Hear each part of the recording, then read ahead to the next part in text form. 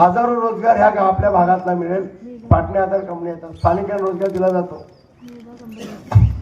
कानूर भागामध्ये 7,450 करोडची कंपनी आली, तिथे 2600 नोकऱ्या.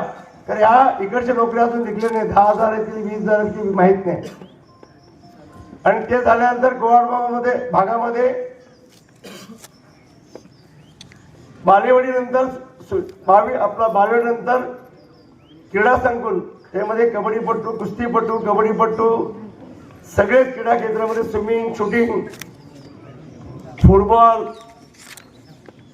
क्रिकेट, हॉकी असं 20 हेक्टर मागितलं तरी 20 हेक्टर दिला भोगन साहेबांनी. कारण आता त्याला सांगितलं बाबा 55 एकर लागते जागा दाखवायला, रिपोर्ट बनवायला, आणि जागा लागणार फक्त 25 किंवा 30 एकर. बाकी जागा वापस येते. कारण प्रोजेक्ट रिपोर्ट बनवण्यास जेवढी जागा लागते तो ऐकण्याच्या मनस्थितीत नाही.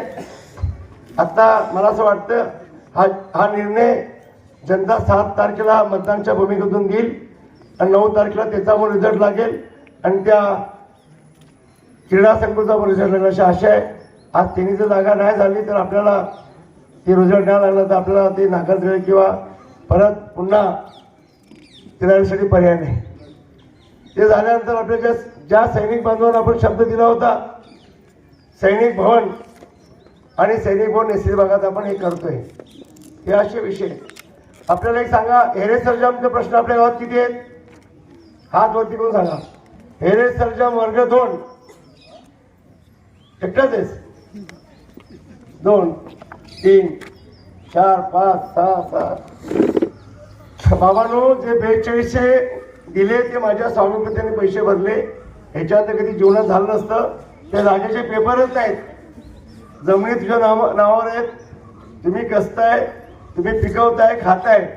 खरं जेव्हा तुमच्या मुलांसाठी कुठे मेडिकलसाठी, नोकरीसाठी, घरासाठी कर्ज तुमची बँक देत नव्हती, ते आता येणाऱ्या आचारसंहितेनंतर अधिवेशनच्या आतमध्ये 55 गावातला 22,000 कुटुंबाचा प्रश्न कायमस्वरूपी निघाला. त्यानंतर इब्राहिमपूरला 10 करोड रुपये, बगुळला 10 करोड रुपये. त्यानंतर तुम्ही एक लक्षात घ्या, कोल्हापूर जिल्ह्यातलं उपजिल्हा कार्यालय चंदगडमध्ये येईल असं शक्तीवर सांगायला मला शिकवून. कधी कधी शक्य होतं का? हे शक्य झालं असतं का कधी? आणि हे उपजिल्हा कार्यालय चंदगडला आहे आणि चंदगडचं उपजिल्हा कार्यालय मी कोवाडला फिरवतो. लोकांची गैरसोय व्हायला नको. ही साधी शक्य कामं नाही आहेत आणि कुठल्या ऐरागिरीची कामं नाहीत. आणि हे काम फक्त मी देवाभावांच्या आशीर्वादाने भारतीय जनता पक्षा सरकारच्या करतोय. आणि ह्या निवडणुका एवढ्या गांभीर्याने घ्यायचं कारण काय? चंदगडची नगरपंचायत अडचणी साहेब आले होते गणलेटसाठी. चंदगडच्या नगरपंचायत आले होते, साहेब आले होते. गणेशची नगराध्यक्ष आपल्याला बसवायची होती म्हणून मी सभा मागितली होती. कारण वरच्या नेत्यांनी ती त्यांच्या वेळेने बोलणी झाल्याने संपला घरातला. मग ती सभा आपण जिल्हा परिषद किंवा पंचायत समिती आपण केलं आणि साहेब आता येत होते सभेला. तर एवढी मोठी दुर्घटना अजित पवार साहेबांनी झाल्यामुळे माझी पण मानसिकता नाही, त्यांची पण मानसिकता नाही, म्हणून आम्ही हा कोपरा सभा घेऊन आपण समाधान करून घेतो. गोवा राज्यामध्ये आमचे 1 तासात गोवा राज्य झालं.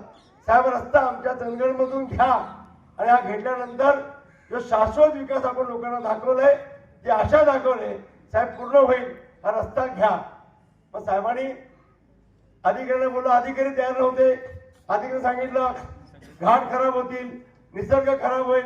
मग साहेबांनी सांगितलं अश्विनी भिडे मॅडमला आणि गायकवाड साहेबांना, हा रस्ता शिवाजीला मी शब्द दिलाय, हा रस्ता करून पाहिजे आणि त्याच्यामध्ये कसं ऍडजस्टमेंट करतात, कशी तडजोड करता करा. रस्ता हा चंदगड मधूनच जाणार. हे जेव्हा बोलल्यानंतर मग ते अधिकारी मला घेऊन बसत होते. मग इकडून असा चिलारी घाट, इथं आंबोली घाट खराब होईल, तुम्ही पारगड घाट खराब होईल. साहेब म्हटलं मला माहित नाही, मला रस्ता करायचा तिथे. मग त्यांनी जे प्लॅनिंग केलं होतं, सगळं केलं होतं, सगळं फेल. तिकडचे मोठे दिग्गज नेते नाना राणे साहेब, त्यांचे दोन्ही, एक मंत्री, एक खासदार, त्यांनी आग्रह केला, दीपक केसरी आग्रह केला, रस्ता असायला पाहिजे. तुम्ही साहेबांना समजून काय सांगत नाहीत?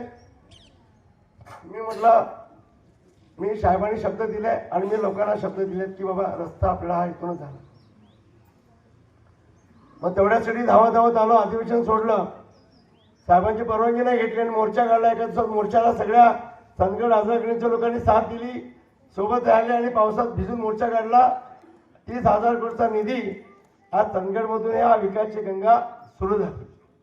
पुढच्या येणाऱ्या ह्याच्यामधून, ह्या रस्त्यामधून शाश्वत विकास काय असतो तो आपला रस्त्यामध्ये इंडस्ट्रीज येतील, पर्यटन चालू होईल, मेडिकल हब होईल, शैक्षणिक हब होईल, औद्योगिक हब होईल आणि माझ्या तरुणांना कधी जीवनामध्ये मुंबई, पुणे, गोवा घर सोडून, कुटुंब सोडून कुठं जायला लागणार नाही.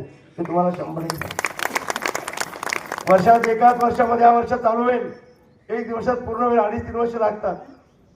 बाळ मोठं व्हायला चांगला 2.5-3 वर्ष लागतात, हे लक्षात असू द्या. साहेबांनी ते दिल्यानंतर पारगड रस्ता 10 करोडचा पारगड रस्ता क्लिअर केला.